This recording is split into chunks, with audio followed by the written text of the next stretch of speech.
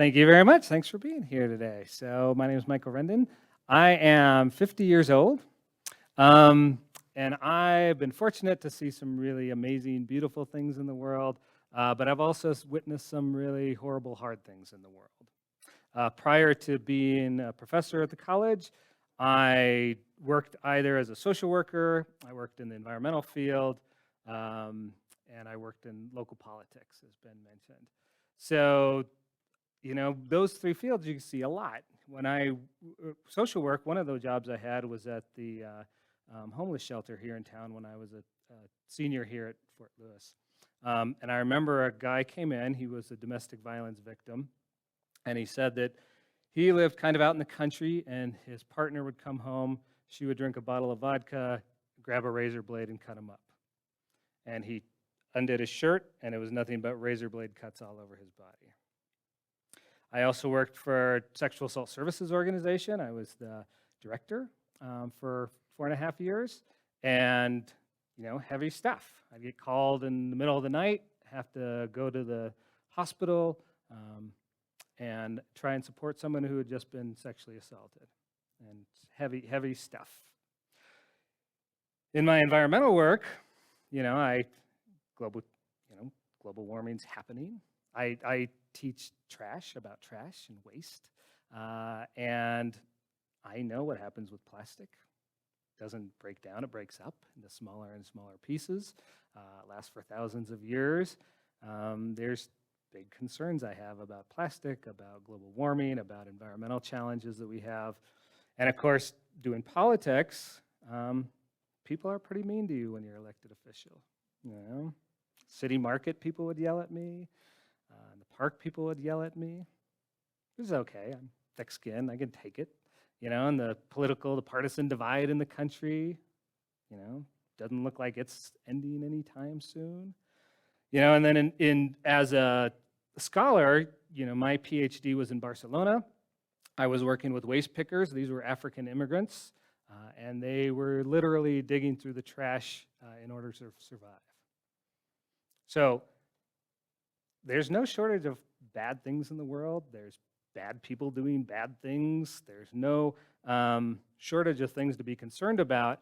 Yet I realized throughout my whole life doing this work, I'm also one of the happiest people that I've ever met. And it's kind of strange to think about. A few years ago, during the COVID epidemic, my wife, who teaches Animas High School, they had a meeting about, just students and staff struggling, whether it's depression or anxiety or these sorts of things. And somebody asked the group, do you know anybody right now who's thriving?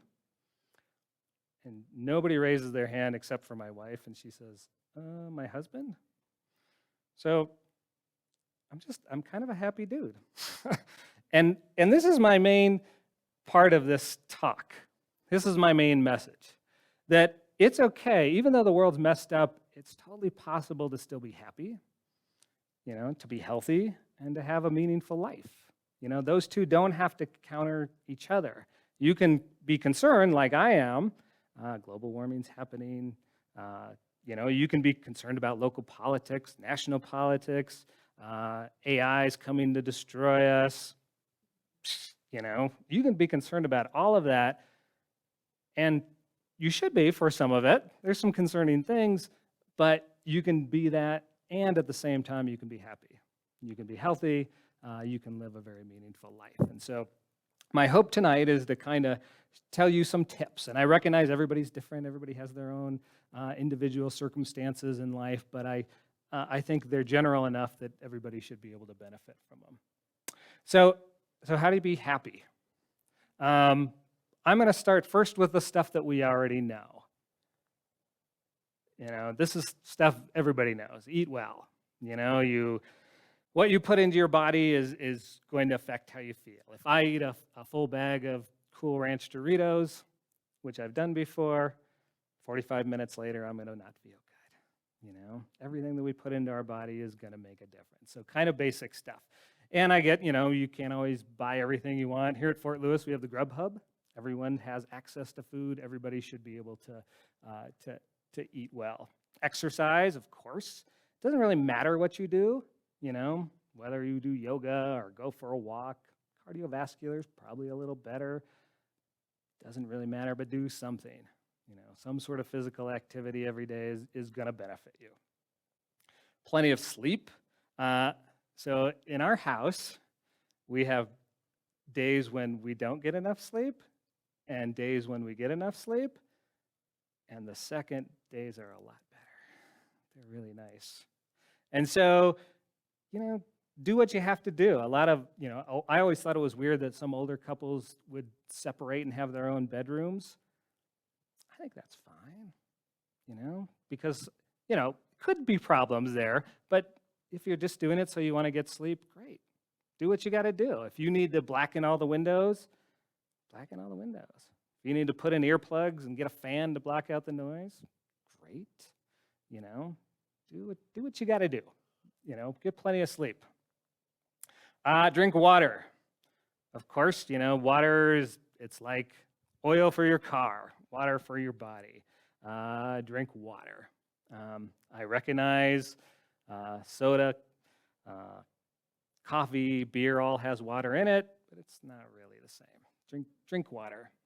And the last one, reduce screen time. That's a big one, Plan it out, and I think the big thing is we don't really know, I think we can get lost and we don't realize how much of it sucks up our life. I'll come home from work and think, I've had this song in my head. I want to watch this video.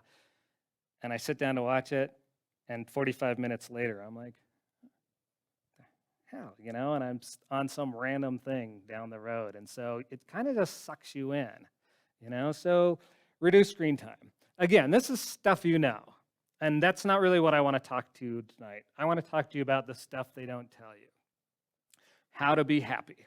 And it's funny, like here at Fort Lewis, you can take a class in sociology or political science or chemistry and algebra. We teach you all these things, but we don't really teach you how to be happy. And so that's my goal tonight. Give you some tips how to be happy, the stuff they don't tell you. The first one is know yourself. And this is the biggest one, I think. So here's the deal.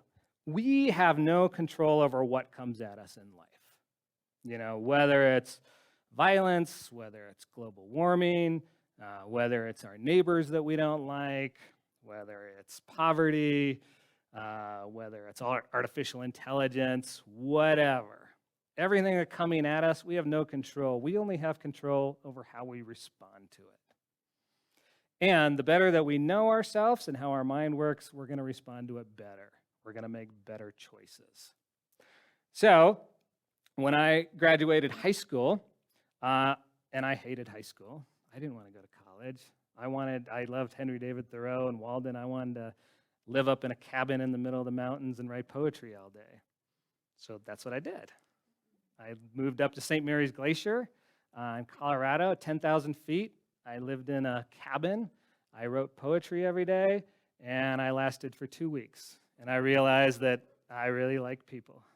I'm a socially chatty dude. So good self-awareness, like, oh, okay, that's what I need. Also, when I was 21, I was living in Durango, and I read The Dharma Bums by Jack Kerouac. And I loved the Jaffe Ryder character. And, he was into Zen Buddhism, and I was like, oh, I should learn how to meditate. And I went down to the Durango Public Library. This was pre-internet. I checked out a book on Zen Buddhism, and I taught myself how to meditate. And I got to spend time in my own mind, learning how my mind works and how I think. And as a student here, there was a Tibetan monks came, and somebody asked them, how do you deal with emotions? And the monk says, oh, that's easy. It's like a storm. And they said, well, what do you mean? And it said, well, when I'm sitting there meditating and an emotion's coming up, I think of it like a storm.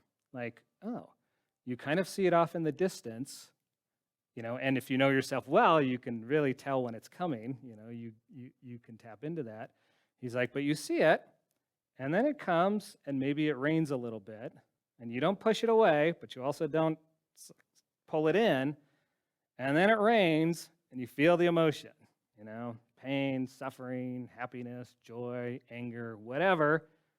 And again, you're not holding on to it, but you're not pushing it away, and then it kind of lets up a little bit, and then it passes on.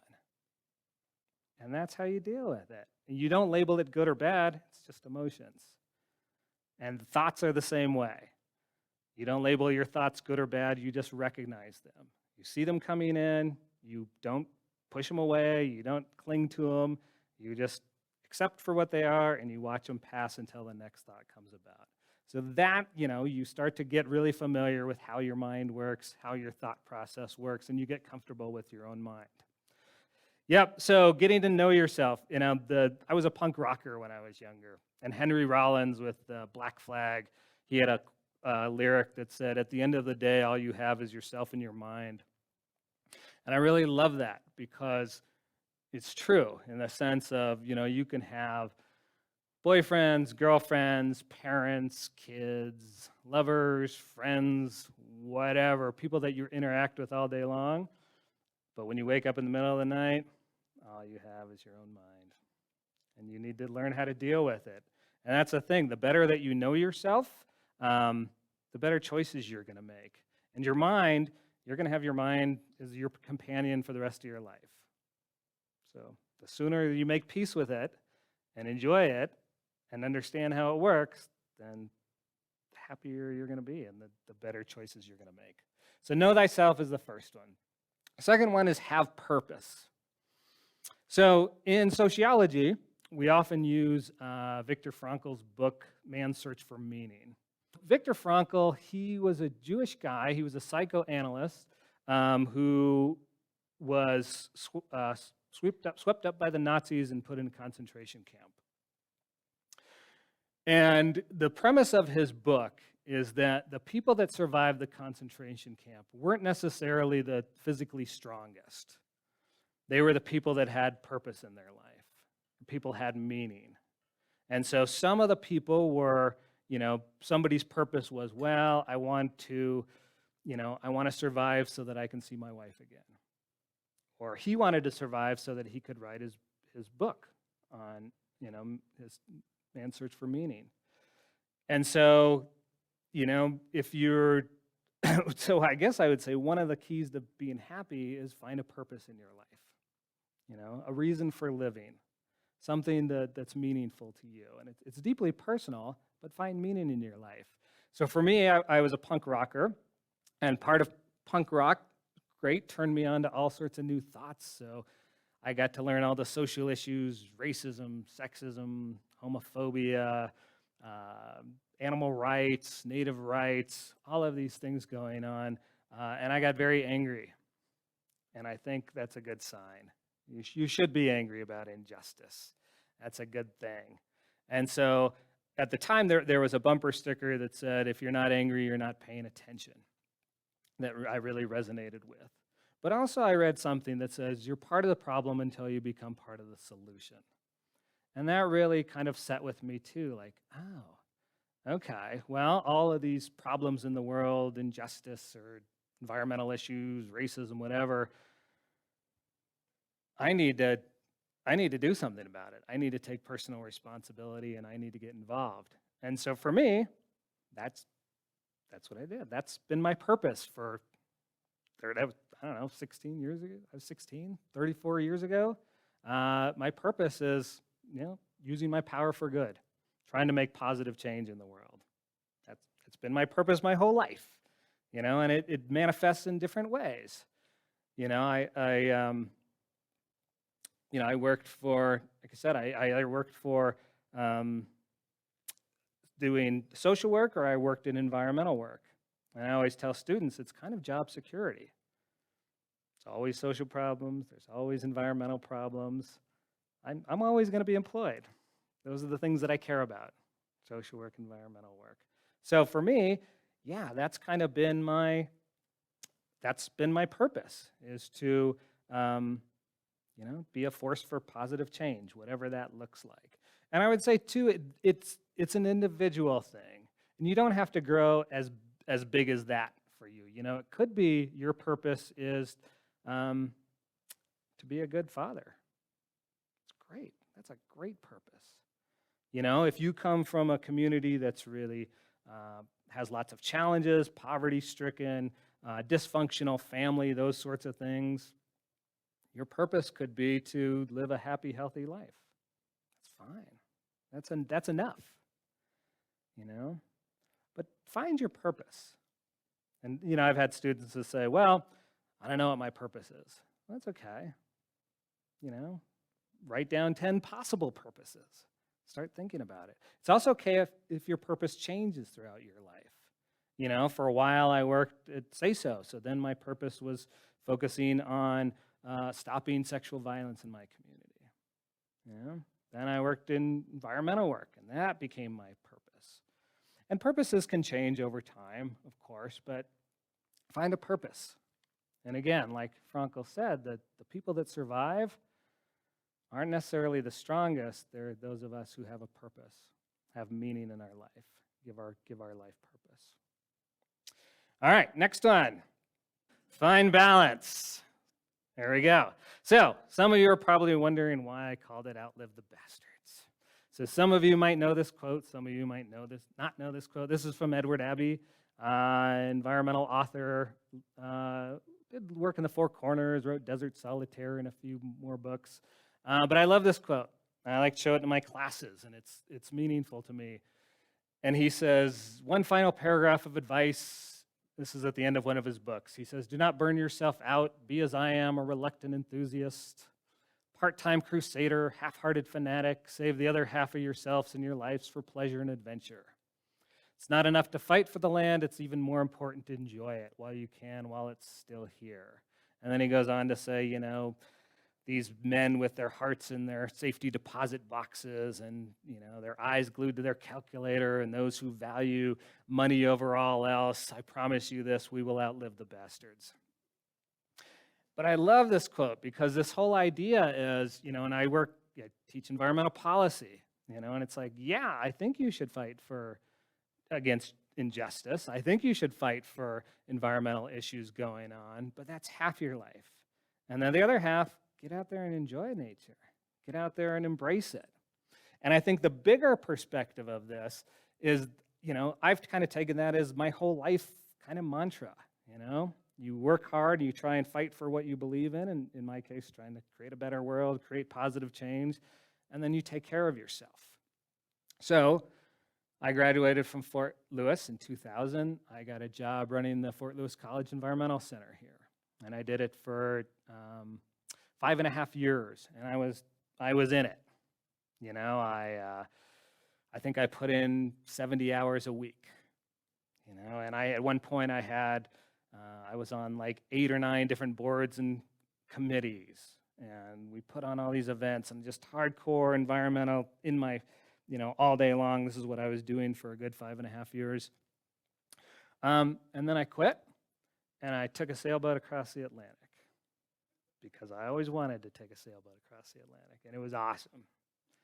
19 days from Antigua to the Azores, 3 days in the Azores, another 9 days up the English Channel to Southampton. Awesome. And then I spent the next 3 months just traveling around and going to Gypsy Roma music festivals. Awesome.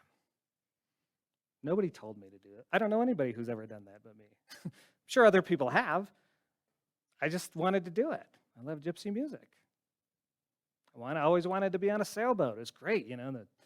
Learned 7 new constellations and forgot them all. Learned 7 new knots, forgot them all. But it was awesome, you know. So, you know, here I am, hardcore environmental work every day. That was my life. And then I spend the other half taking care of myself, you know, doing the things that I love, things that make me happy.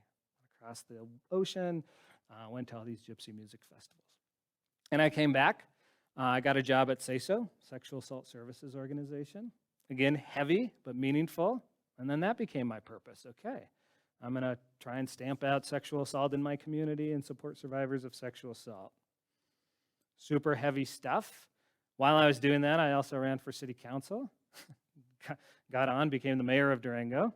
So I'm like, okay, that's heavy responsibility. Not only am I trying to care for my community as far as sexual assault survivors, now I'm responsible for the whole town. And so it's the same thing. I'm trying to do positive work, pushing for policies that I believe in, whether it's gay rights stuff or environmental stuff or whatever, and would say so that hardcore did that. When I was done with that, quit everything, I moved to a Zen Buddhist monastery for 6 months because I wanted to. Nobody told me I should. I always wanted to. It was great. I lived with monks. We'd wake up at 4:20 in the morning. You had 20 minutes to get ready. You're in the Zendo meditating. First 40 minutes, 10 minutes of walking meditation, another 40 minutes of sitting meditation. Then you're working in the gardens all day long, growing food, meditation at night, classes in the evening. It was lovely. And it was Zen Buddhism, so the whole point is to do nothing, which is great. So I go from this hardcore, say so, tons of responsibility, city of Durango, tons of responsibility, and at Green Gulch Farm, I was in charge of the broccoli. It was awesome. And the broccoli looked great. It was beautiful, beautiful broccoli. But again, focusing, stuff I believe in, fighting for change, trying to do the good fight, and then doing something for myself, taking care of myself. It's self-care, but in kind of a life thing. So then while I'm at Green Gulch Farm, I'm sitting there staring at the wall meditating. You're not supposed to be thinking. You're supposed to be being, but I'm thinking. And I'm thinking, I'm 40 years old. I've never had a career. I could still have a career. Well, if I could have any job, what would it be? And I thought, I'm committed to Durango. This is my space. This is my place in space. This is my home.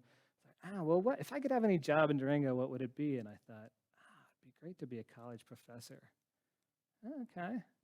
So I get out of the monastery, and I come back to Durango. I get a job at Conservation Legacy. So, I was placing people, environmental jobs all over the country, mostly working with bureaus and the Department of the Interior, but doing, again, doing good work, positive, trying to do good social change, taking master's degrees, working on my master's on the weekend. And same thing, just kind of in it. And then I ran for the electric board. And second year, I'm president of the board. So again, focusing things I believe in, social change, trying to make a difference, doing good stuff, and kind of heavy for, a good 4 years. And then after that, my wife and I quit our jobs. We go hike the Colorado Trail. Why? I've always wanted to hike the Colorado Trail. 500 miles from Denver to Durango. Awesome. Great. Then I knew I had to get a PhD in order to get hired on here. And so I thought, well, why not make it something fun? I could sit here and take online classes, but that's awful. So we went to Barcelona, lived 3 years in Spain. And even in Spain, you still had that balance where, during the week, I'm focused on my thesis, working with waste pickers, writing papers, etc. And then weekends, mostly thanks to my wife, getting out and going in the Pyrenees, going to ruins, going to the beach. And it was lovely, but even that, it's still a balance. And I think of that in my life today, too. So this is kind of my larger, life balance of, working really hard for a while, something I believe in, trying to fight the good fight, and then taking care of myself. Working hard, taking care of myself, working hard, taking care of myself. But it doesn't have to be throughout your whole life. Here I was in Barcelona, and even here in Durango. I teach Monday, through Friday during the week, and then the weekends we try and get out. Go climb a mountain, go do something fun, go down a river, something, hang out in the backyard and garden, something to take care of myself. And it's everyday thing, Here today I taught, 3 classes. In the middle of the day, I got up and walked around the campus. Every day I walk around the campus. It's self-care, it's that balance between, yep, you're doing good work, And you should be doing good work and putting your heart and soul into it, and then you equally put your heart and soul into taking care of yourself as well. So again, it's this finding this balance in your life. And then there's one more. Enjoy the little things. So, yeah, this is the final one. So, know yourself is a pretty huge one. Get to know your own mind. Find a purpose in life. And again, it doesn't matter what it is. It's what's meaningful to you. What gives your life meaning? What gives your life purpose? Finding a balance. And the last one is enjoying the little things. And I think this is a pretty big one, And it's finding joy in everyday life, recognizing little things that make you happy throughout the day. So, there's a book by Ross Gay called, what is it called? The Book of Delights. Anybody heard of it? Read it? Okay, great. So Ross is a poet, and he decided to keep a journal of something that made him happy every day. And it's little everyday things, and write them down and talk about it. And so, the podcast, This American Life, does a story on it, and it's great. And it has this Japanese woman, one of her delights is her warm toilet seat every morning. She loves it. It's so warm. It's great. And the speaker is this British woman who's the narrator, and she's in America, and somebody hits on her at the supermarket. And she's like, that's so great. I've seen this in the movies. Nobody hits on you in England. I just got hit on. This is great. I get that's not everybody's thing. But again, the idea is finding joys in little things, everyday things. So I wrote a list a couple of days ago that I wanted to share with you. And these are some of my joys. Everyday things that make me happy. The first one, the sound of my boots on a wooden floor. Love it. I don't know why, but it's just the rhythmic. I used to, Durango used to have a coffee shop, the Steaming Bean, and it had a wood floor, and I loved walking in and just like, we now have a wood floor at our house, and when I walk in, come home, love it. Next one, trying to decide which state my mom's homemade tortillas are shaped like. Constant source of joy in my family. And my mom's tortillas, so my mom's this sweet Jewish lady who didn't grow up cooking, married Latino guy who taught her to cook, but only taught her to cook Mexican food. So she makes it, and it tastes really good, but she never got the whole circular thing down. And so you get her tortilla, and you're like, could be Kansas, could be Oklahoma, could be Idaho. That's one of my joys.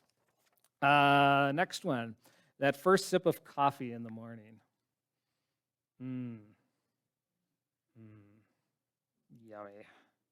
Well, and it's funny, Jen Shoup, who runs the counseling center, we were talking about it, and she has little kids, and she's like, we were talking about how we love coffee, and she's like, yeah, but only the first sip.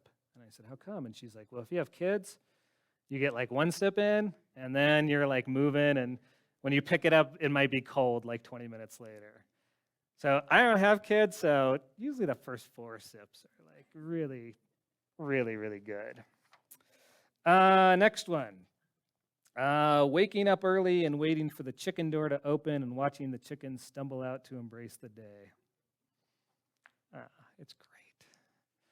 They're so excited. They're so like looking forward to what's out there. And it's like a 10 by 10. There's not a lot there, but they're just like, oh yeah, it's great. All right, next one. A full plate of truffle fries from the Backcountry Gourmet food truck. Anybody had the truffle fries? Damn. That's all I'm going to say. Damn. Next one. Watching our custodian, Karen, walking in, smiling and carrying her beautiful old black lunchbox. Ben knows because we see Karen every day. And Karen, I mean, she can't help it. She's going to talk to you. That's just what she does. And that's really lovely as well. She's a sweet lady, but she has this old black lunchbox that she carries, and it's just beat up and cool, and it's just part of Karen. And she walks in, and I see it, and I immediately get happy. Like, oh, there's Karen in her lunchbox. Next one. Ooh. Doing crosswords with my wife Jenny with our reading glasses on a Saturday night and laughing at ourselves and how old we are that we find joy in doing crosswords with our reading glasses on a Saturday night. That's when you know you're old. But it's enjoyable. Next one. Playing a song I love really loud when no one else is around. Love it. Just feel it. This is a good one for the teachers in the classroom. Anticipating what crazy shit is going to come out of some of my favorite students' mouths. Love it. Love it. You know? I mean, there's some of my students are here. Some of you say really lovely, thoughtful, meaningful stuff, and that makes me happy as well. But the students that just they start talking and you're thinking, oh my God, what's going to come out next? And then you're like, oh, wasn't anticipating that. That's a fair point. I love that. That makes me happy. The anticipation I really enjoy. Sometimes the answer I enjoy as well. A few more of these. Finding or being turned on to new music that takes me to new places. Love it. Love finding new music. The drummer in my band recently went to play it in a music festival in Austin, and he sent the whole band a list of 10 new bands that none of us had ever heard of, and his comments on them and links to their music. Awesome. It's kind of like, us older folks making tapes for each other. That was awesome. Mixtapes, because you'd get it, and then you'd be like, oh, I never heard of that band before. Oh, I never heard of that before. Now you can share music by emails as well, which is quite lovely. Let's see, next one. Oh, this is a good one. Sitting on a table and swinging my legs as if I'm a 5-year-old and my legs don't touch the floor. Still enjoy that one. And the last one. Having the opportunity to share my vision that even though the world is messed up, it's still possible to lead a happy, healthy, and meaningful life. Okay, so what we're going to do now, there's a little audience participation part. Grab a partner. Doesn't matter who it is. Grab someone next to you. You might have to move a chair or two. It can be 3 of you, but make sure everybody has a partner.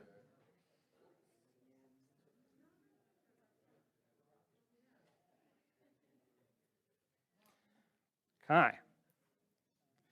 We got someone in the back needs a partner. Everybody's got a partner. Okay. Introduce yourself to your partner or partners. Who are you? Where are you from? Okay. So, next thing. I want you to take 20, 30 seconds. You really get to know yourself. 20, 30 seconds. Think of a delight, something that makes you happy. Don't share it yet.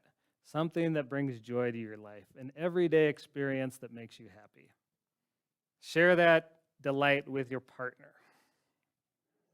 All right, so that's the end of my presentation. We're going to have some questions and answers, but here's the deal. Ask me anything. I'm kind of an open book. But before you ask me a question, you have to share with us what your delight is. So I think Ben's going to have a microphone because they want to record it. Questions for anybody? What's your delight first? Sunny days. Okay, good one. All right. What's your question? What is a flaw you recognize about yourself? Well, okay. What is something you like about yourself, but too much of it, or just in general, it could be perceived as a flaw? Mm, damn, that's a good one. Right for the jugular. Damn. Great question. So, something I don't like about myself, or not that, a flaw that I have about myself. Oh, something I like about myself that could be perceived as a flaw. Um, I had some, when I ran the environmental center, I had some students.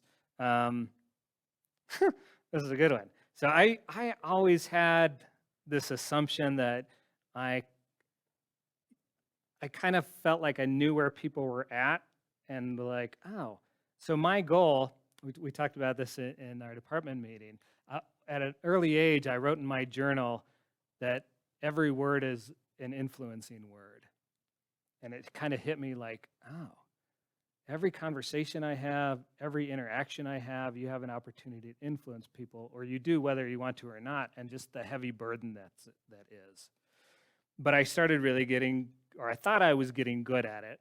And to your point, I think I'm good at it, but I had students that said, you think you know what's best for all of us.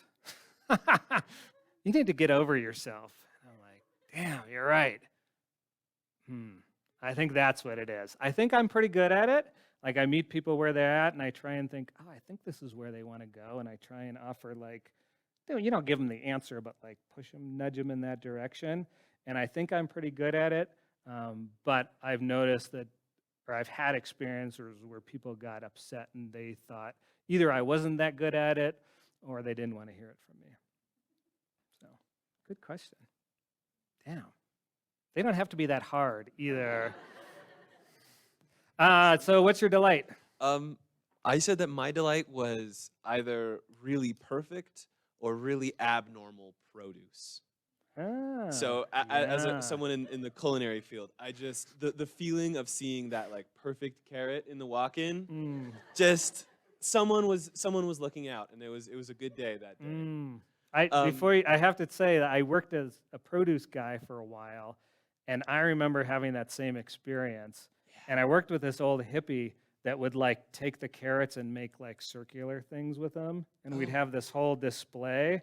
And I remember like seeing this head of lettuce and just walking up to a customer and being like, God, look at that romaine. Yeah, exactly. Like, is that like you just wanted to, and she just quietly walked away. But I love that as well. Oh, all right, what's your question? So I wonder, as it seems that you're very well traveled, and I love hearing about travel through these little personal experiences and human interactions. And so I'm really curious, do you have a specific anecdote to a character that you met on your travels that just really stuck out, whether it was because they were a joyous individual or just someone who was unique? I'd love a little story. Yeah, I mean, they're endless, but I have one. When I was in, geez, do I have enough time? Yeah. When I was in India, my buddy and I had split up. Oh, that's a good story too. Wow, man. Okay, this is a good one. I had traveled with a guy for halfway around the world. We bought around the world tickets before our senior year at Fort Lewis. And anyway, we split up, and India's crazy. If you've never been there, like you're never alone. There's always people around you all the time. And I could dress like an Indian. People thought I was Indian, and I'd still have 5 or 6 beggars at all times. Just poverty levels, crazy, all this sort of stuff. So I actually spent one day just in my hotel room. Like, I just need to be by myself for a day. And it was like 6 by 6, and I just stayed there to relax. The next day, I woke up and I said, I'm not going to get ripped off today. Because India, you're always bartering for everything. And I felt like, I'm getting ripped off. And you get upset, but it's like 50 cents. You're like, okay, but I still get. And so that was my goal. So I meet this, I'm walking down the street, and this untouchable, the poorest of the poor kid, who's like 12. He comes up and he's like trying to chat with me, and I start chatting with him. And he starts telling me a story and blah, blah, blah. And I'm thinking, okay. And I had the whole day off. I didn't have to do anything. And I said, maybe I'll just spend a day with this kid just because I just see what his life's like. So I do, and I ended up taking him. We had all sorts of adventures. He wanted to see the museum. So I went to the cardboard box where he lived, and he had some, I forgot, a shirt or pants, I can't remember, stash that he could wear into the museum. And then you'd have to go to another place, and he could rent a shirt for the day, And I'm paying for all of these things the whole time. And then he says, they're not going to let me in without shoes. And I say, okay, I'm going to buy you some shoes. I buy him shoes. And then we go to this museum, and he's telling me all his get-rich-quick schemes, like how I should fund all of his projects. And I'm like, no. But we're having a good time. I take him out to dinner, and this is really interesting, and all the other kids are staring at him. And I don't know if they don't let untouchables into that restaurant or whatever, but he's got this huge grin on his face, and he's just like eating away, and we're having a good time. Afterwards, we go to The Matrix had just come out. And I was like, I want to see The Matrix. Do you want to see it? And he's like, 12-year-old boy. He's like, yeah. We go see The Matrix. While we're there, the middle of the movie, he starts crying and gets up and leaves. So I get up and go chat with him. And he's like, I'm having this great day, but, you're going to leave. I'll go back to my life. And he's, throughout the day, he's telling me a story. His dad's really abusive. He lives with his mom on and off, and he really just wants to get out of there, and he wants to get to this next town. And anyway, the next ticket for the next town's like $10 or something, which is a lot in India, but $10 American money is not that big. So he's breaking down, and the whole time I'm like, I don't know if he's playing me or if he's real, but I'm going along with it.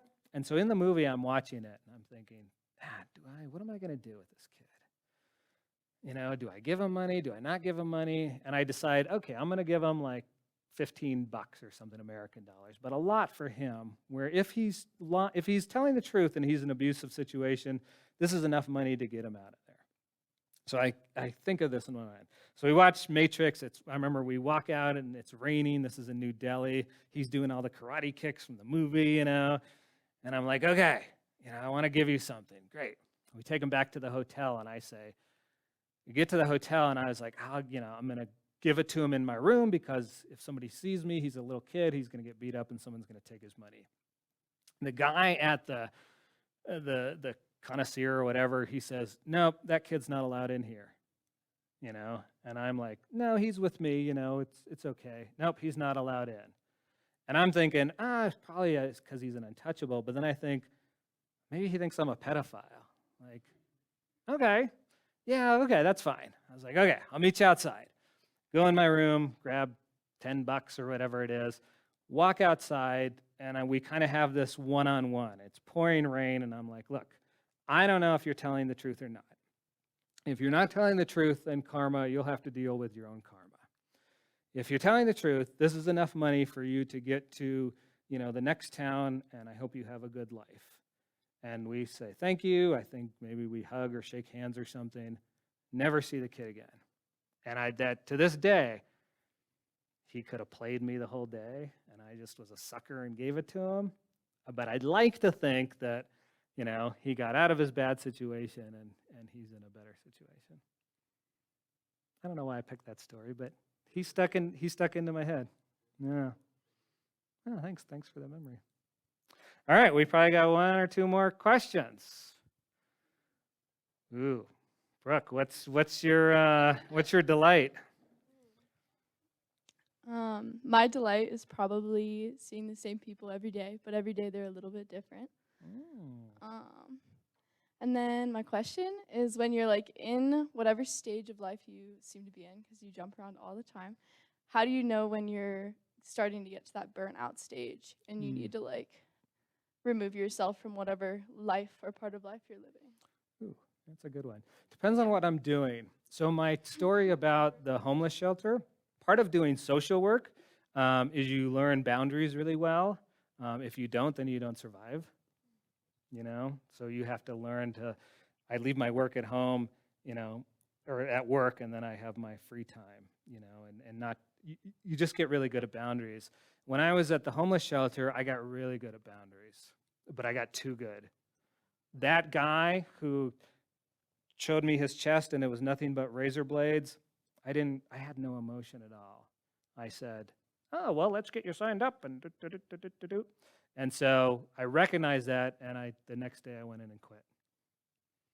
Because I was like, if I can't feel compassion for anybody, then I can't work here anymore. So for that time, it was that. Other times, you usually just know. You know, you can stick it out for a while, but I think once you start feeling it, you know, you're not excited to get up and go fight the good fight, depending on you don't want to go to work, you don't want to get out of bed, all of these sorts of things. I think generally you know, but again, it's part of the knowing yourself, and if you start seeing how you're reacting to work or whatever it is ahead of time, that's when you start looking for something else. Yeah. Good question. What if you're in the middle of something? If you're in the middle of something, then you make a choice, you know? You either, if it's really, really bad, then you get out. But if it's just annoying but tolerable, then you stick it out. Brooke, are you leaving us? Yeah, you know, I mean, if it's life or death, you really need to go, then you go. But oftentimes it's just annoying and it's not fun. And then you kind of, you know, well, do I need to do it now? Or, you know, for students, if you're like, God, really, this school thing's not for me, it's totally fine to take time off. Come back. School's not going anywhere. I mean, I just finished my doctorate degree at 47. I wasn't ready. I didn't want to go. I did other things. School's always there, so you know, you can always pick a time. All right, maybe one more.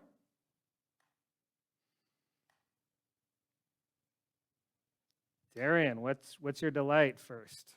My delight is my commute to school every day because I live up in Hesperus, and so it's just like I live like beneath this like little ridge area, so I don't usually see the sun before I leave. And yeah, so when I'm driving to school, when you get over the hill to come down from Hesperus, then you like see the sun, and you just see the whole Animas Valley and like Lake Nighthorse. It's just it's quite a view. When you go over, the sun comes up? Do you go? Yeah, pretty much. Sometimes it's like I have glasses, so I'm driving blind for a second. But, but yeah, it's really beautiful. All right, what's your question? And my question is, do you have any ideas for what your next sort of adventure is going to be? Because it sounds like you have an adventure planned for whenever you want to take time off. Always. So the nice thing about the being a college professor is this balance is kind of built in. It's pretty great, like we get the same schedule as you guys do. You work during the school year and then you get the whole summer off. So it's kind of built in. So I'm actually, it's funny having a career. My plan is this is my last career. I plan on being here the next 15 years or so, retiring and being done. But I love it because it's built in. So yeah, no, this summer, my wife and I are going back to Barcelona. But our big joy is backpacking together. So every year we go somewhere else. Last year we hiked the John Muir Trail. Year before that we were in the Wind River Range in Wyoming. So this year we're going back to Barcelona, but we're stopping in Scotland. And we're going to hike in the Isle of Skye. There's a 70, 80 mile hike or something like that. So yeah, that's the next big adventure. We'll go there and hike for, I think, about a week, and then go to Barcelona and see friends and eat good food and drink cheap wine and that sort of thing. Good question. That's it. Thanks for being here. Thanks for coming. Some of my favorite students are here. It makes me happy, and I think there's free food too. So I'd like to think you came for me, but yeah, stick around for some free food as well. Thank you very much.